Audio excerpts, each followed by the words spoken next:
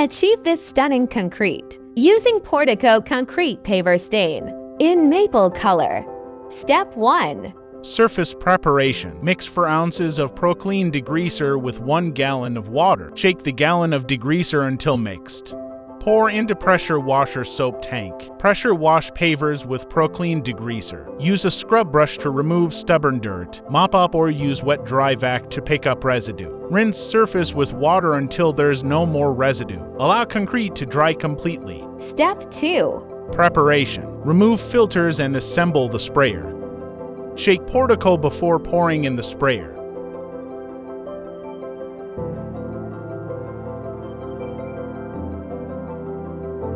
Step 3. Application. Spray to coats in circular motions with overlaps.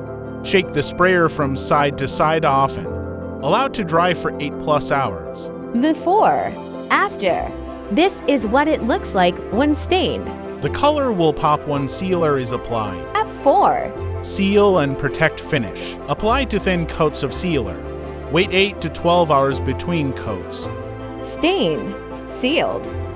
Wow, look at that color.